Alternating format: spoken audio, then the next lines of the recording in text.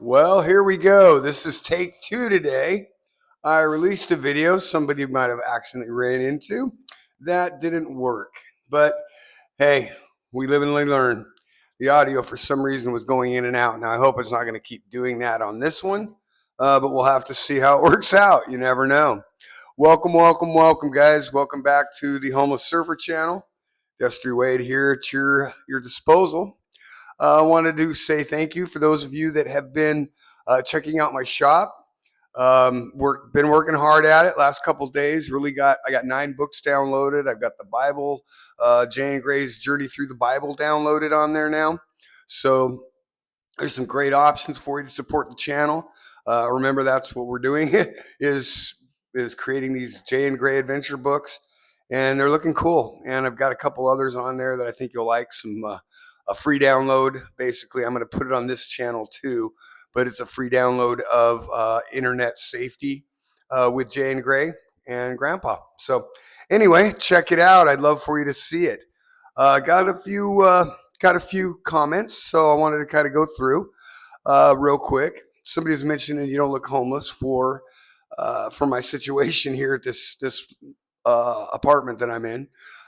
Keeping in mind that I got here after the hospital, and the reason they put us here was it was COVID related, and basically because of my disability, I'm still here after 3 years, but there's also issues with the funding, and they're talking about moving us back out, and that would suck. I don't want to go back to the street. I'm homeless for 10 years. I lived on that street. Right there at my house. I mean, I never called myself homeless when I was there because that was home. Pacific Beach, California is where I grew up with the high school, everything. So that's, that's my home. I'm not homeless. I don't have a house there right now. I do have one down here, sort of. Like I said, it's at their whim. They can knock on the door. This is like a hotel. They can knock on the door and say, "Okay, it's over with. See you." And they've been doing that to people. So that's why there's a big alarm, and that's why I decided I got to do something because if I do end up homeless, I do not want to be there. I want to avoid it if I can. And if I end up there, I got to have something to do that I can at least eventually get out of there and keep my sanity. Because the one thing is, when you hit the street, it's happened slow, but piece by piece and day by day, you really lose who you are. You start becoming what you need to be more than who you actually are. And and it happens to everybody. That's why no matter who you are too, when you move off the street, when they finally come and save you with the goodness of their heart and put you somewhere that's safe and sound and indoors again, it takes getting used to. It's hard to deal with it first because it's basically like you've been turned into an animal, and then they bring the animal back to the house and say, "Okay, now you got to be potty trained again," and it's tough. It's an uphill battle, and so that is homeless, and you're always going to be homeless in your heart. I have PTSD from being homeless. Saw people stabbed to death right in front of me. I see people fall asleep and die under a bush, and no one noticed for 3 days. They only noticed because it began to smell. These kind of things are what you got to deal with. I watched friends die of overdoses right in front of me. People were the fentanyl shit. Anyway, so that's answering the comment that I got. The other comment was about somebody was asking about how to connect to my books. Is on my channel, where you'll see at the banner up there is the homeless, what we used to call the Black Coat Crew, and who mostly have passed now. Like I said, 6 of those 8 are gone. Me being one of them that's not. So anyway, go to there, and then you should be able to see my link right below the title, and that'll get you over to buy me a cup of coffee. And from that point, you can then go into the shop and look at the books and the different things that we're starting to load up. I'm getting a little better at it. Once you click on them, they look better. I try to shrink them into those little boxes, but it just didn't look right. So I just put it back where it was, because once you click on them, it comes out right. It looks, you get the whole picture. So, and then try to add little brief descriptions, things like that. So I'm kind of refining it, but it's up and running now. So please go like, share, and join. We're getting there, man. I need more of you to subscribe. The subscribes is big, so we can do the live show. And they actually will start, because I have 50 subscribers. You start actually making a little pittance of dollars here and there. I think because I'm blessed because I'm older, and I think my demographic is going to test out a little older as well. Is we're consumers. We're the ones they want, really. The kids are great, but the kids are struggling, and so we have disposable income. They say so.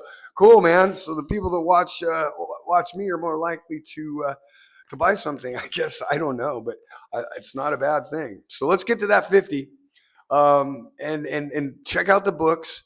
The books were the point. Remember, the whole point of this thing was I went on AI, told it kind of a rough idea of what I wanted to do, of what I needed to be able to do, and the YouTube channel was something that it pointed out would be a good source of marketing. So here we are, and it is. I really like it. People are starting to notice us. We're climbing in the rankings as we speak. So it's pretty cool. It's pretty cool. So I was watching Devereaux Dinkins. Devereaux is somebody else on YouTube channel, has his own YouTube channel, and and others along the lines of him, which are basically people that are spiritual in nature, common sense spiritual people, very similar to what I am. And it's amazing to me that there's a fervor in his voice and in his tone and in his message that I, for the first time in my life, can actually even understand. Like I said, I am not the guy to bring this message out. I really don't believe that, but at the same time, I know I am. It's been handed to my spirit, my soul, to speak on. And one of those things we're speaking on is others' opinions of ourselves and worrying about false opinions of ourselves. We got to stop it, guys. The most important thing you have is your individuality. You're a snowflake. You're different than everybody else for a very good reason. But we've got to get over the fact that their opinion, somebody else's take on your life, someone else's view from outside looking in is going to make a difference in how you are or who you are in any way, shape, or form. It's not.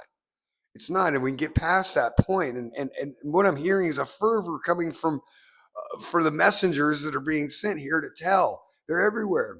People don't normally talk about religion and shit around my neighborhood. It's not what goes on. You hear God bless you a lot because there's a lot of good Christian ladies. But bottom line is, it's not something we talk about. I don't think it's cool. I don't believe in mystical things that float through the air and make things out of dirt and shit. I just don't. But I do because I know the truth now from my experience in the coma. And one thing I need to point out is when I had my coma, there was no bright light, there was no Jesus, there was no God or heavenly host, there wasn't even any old relatives.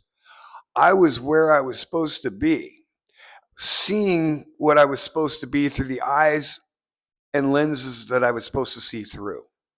And it wasn't just as me, it was seeing other things, times and places, and being made aware of what the truth was, because the truth of the matter is I always prayed and asked for in my loneliness and sadness, and many times in my life always prayed and asked for the truth.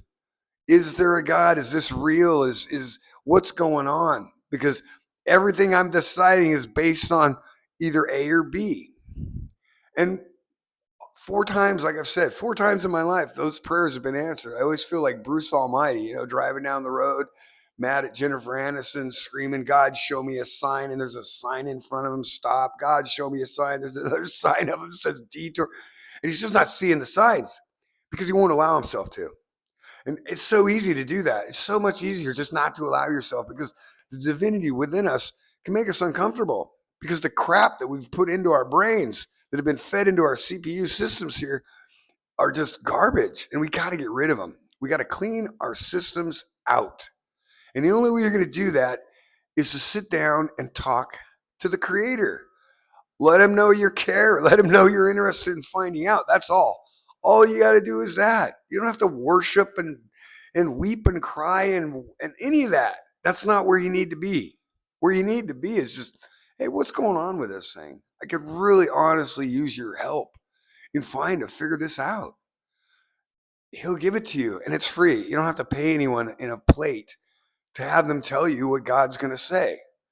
God will tell you directly. You will know exactly without a doubt in your mind. And though I have outwardly doubts, I have no doubt internally. I can't. I'm not allowed. I wish I could because I like to say fuck up and just go back to being just me. But at the same time, I am being me. I have to be me. And this is me. I had an incredible experience when I passed away, and those 6 months were not spent laying in a bed. They were spent flying around the universe. And it was never flying. Don't get it wrong. It wasn't like that. I wasn't in heaven flying around seeing stuff from above either. I was on earth. I was in a different place in different times, right here on earth. In this being, with this personality, don't know if I know I had eyes, but I never saw my body. I never saw who was who answered those questions or how those questions were answered because they weren't answered orally. They were answered with a placement of the knowledge. That's all it was. It's like a block got put in, and there you go. There's that answer. There's that answer. There's that answer. You each have to find your answers, and your answers are important to you. And you can't go to someone else and ask them for their answers. My testimony is mine. It's not yours. Don't lean on it. Don't count on it. You got to have your own. And if you don't have your own, you don't have anything yet. That's the foundation of everything. Once you have a knowledge, and I never understood that faith. Fuck faith, man. I don't believe in things I can't see. And so faith isn't working for me. This wasn't faith. This is knowledge now. And I've heard that from other Christians before, but I'm not even a Christian because I don't go to church. I don't serve any. I don't need to have someone else tell me about who my father is. My earthly father is the same way. I had a direct relationship with my dad. He had a direct relationship with my brother and my sister. Very different than the one he had with me. But that's okay. He still loved me from the soul of who I am. And he loves you for the soul of who you are. And he didn't make you by accident. You're not junk. You weren't thrown here in place by happenstance. So just remember, we've got to start getting along, guys. We've got to find our way to get along with each other because bottom line is things are changing fast. And right now, we can't even deal with the fact that we're different colors or different cultures or different religious beliefs. The traditions of our fathers are different because we grew up in whole different parts of the world and we didn't talk. So don't get that confused. Um, it's ridiculous. If two humans can't get along, how the hell are we going to get along in eternity in celestial kingdom? Because remember one thing, God said specifically, and I'm not a biblical scholar. That's why you should really listen to me. Because when I know something that God said in the Bible, I don't know it. It was told to me that we are made in His image, which means eyes, ears, nose, mouth, the things that we look at and judge each other on are the same under God's eye. He made us all in His image. Now, what are you going to do with things that weren't, which tells you there's things that weren't made in His image? What are you going to do with those things start showing up? We can't even handle it right now, being all human and not having the same looks or the same traditions. What are you going to do with coming soon to a neighborhood near you? You're going to walk amongst the robots. They're going to be there. Just like iRobot, they're going to be walking around. You going to be able to handle that? At this point, I don't see a lot of people being real tolerant or real patient with that. There'll be a certain group that'll be totally down. Yeah, the robots are cool. It's going to be another group that's like, no, this is blasphemy. This is bad. We got to learn to walk amongst ourselves with each other. And then we're going to have to learn to walk amongst others. And there's a lot of different others. This is a big ass universe. So don't get it twisted. You're not alone. You're not sitting here alone. Even Barack Obama came out the other day and said, yeah, there's aliens. I knew. We all know that. It's like, oh, this is new. You actually put that on like that's some breaking news. It's not breaking news, dude. You're not alone. Man did not figure out how to melt a rock into steel by himself. I guarantee it. Couldn't even make a fire hot enough without somebody teaching us how to make a 2,500 degree fire. Your campfire ain't nowhere near 2,500 degrees, so we ain't melting steel just by accident. You got to look at it like that. Look at the simple shit. Why'd they call Noah's Ark an ark? I was writing the Bible stories for the kids, and it came to me. You know why they called Noah's Ark an ark? It's an ark between the past and the present. The DNA that we kept from the past arced itself into the present. Real simple shit.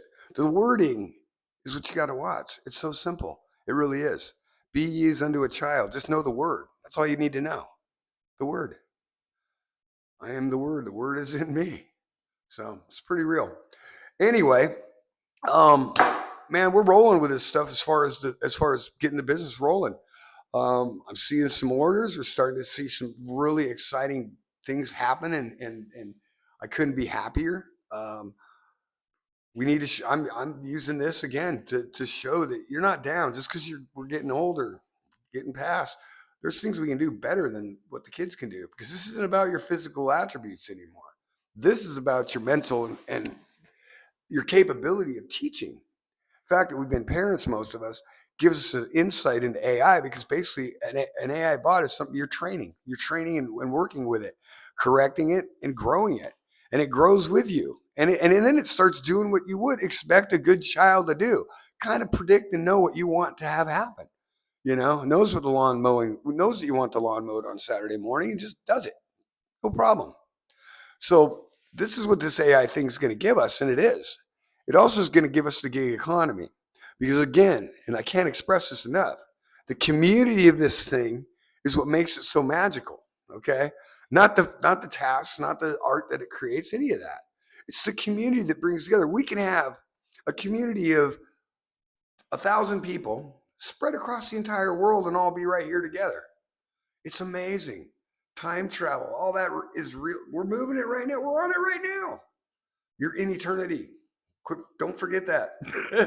First foundation of what I've got to tell you is you're living eternity already. You're not striving for it. You're not going to earn it. You've already there. You're just living it. And this is part of it. And it's a cool part because we asked to do this. This isn't something that got forced on us. They didn't grab us from heaven and throw us down here.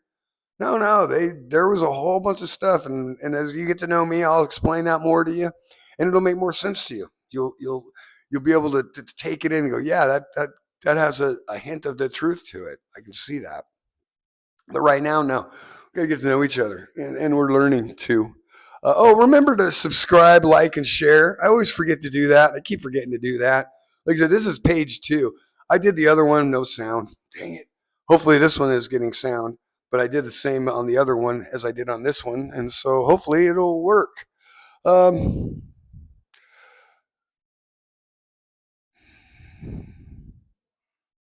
yeah, something I wanted to mention it too is exhale before you speak.